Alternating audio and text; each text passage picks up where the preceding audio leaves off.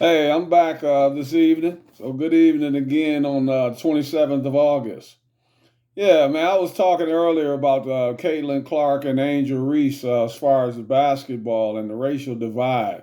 I'm just trying to figure out when did all this anger? I know we've had the racial divide going on for years and years and years, but when did it carry over to basketball?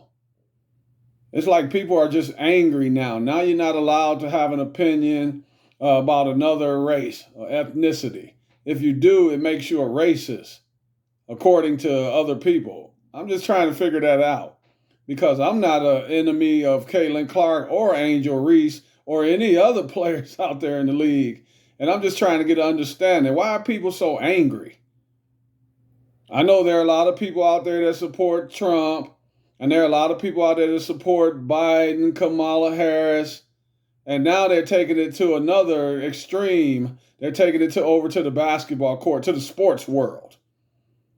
And I don't understand it. I know it's sad, and I know it's going to continue, but I'm hoping that we can kind of get some kind of sense, bring some sense back into this world.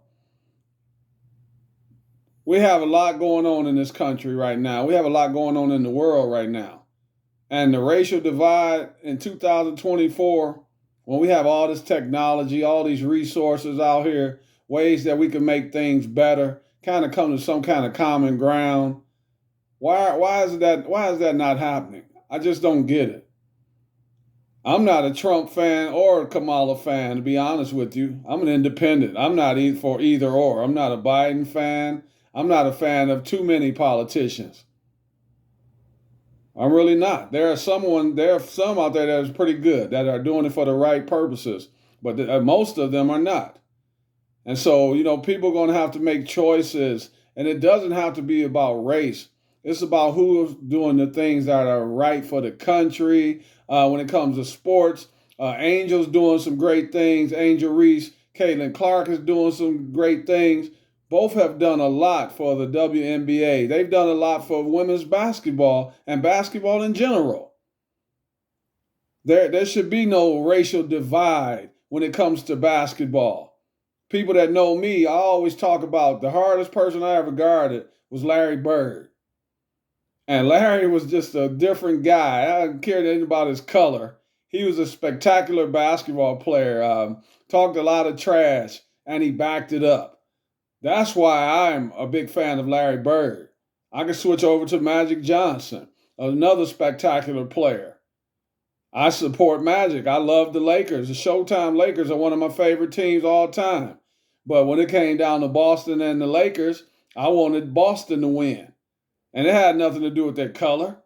Robert Parrish is black. Dennis Johnson, rest in peace, was black. Larry Bird was white. Kevin McHale, white. Scott Wedman, white. Cedric Cornbread Maxwell, black. But so what? All I cared about was the green and white jerseys against the purple and the yellow jerseys, or gold, whatever the Lakers want to call themselves. That's all that mattered to me. I'm no bigger fan of Wilt Chamberlain than I am of George Mikan.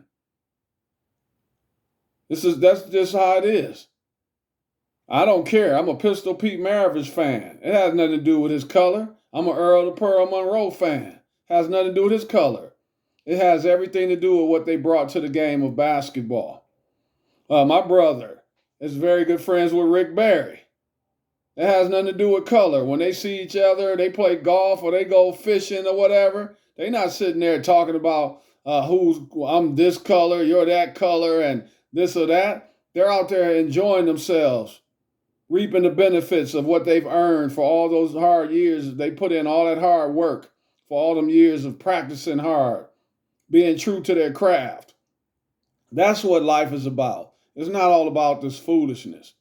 So I'm hoping that we can start making progress. I don't want to see anyone get hurt between now and November, and I don't want to see anyone get hurt after November because the person that they chose, that they wanted appointed to the highest office in the United States, did not win. You already realize someone's going to win and someone's going to lose. What happened to the days of being graceful about it? When you lose, you commend the other person. You shake their hand and you wish them well. And if need be, you try to help them make things better for all people involved, not just for certain people.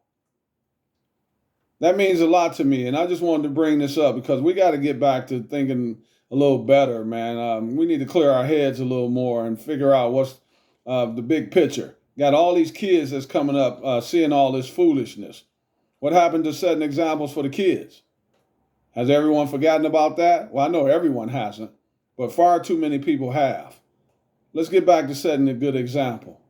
Everybody stay safe out there. No violence. No violence.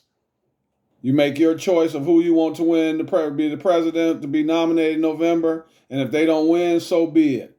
We move on, and we try to do what's best for the country. Everybody stay safe. Have a great night.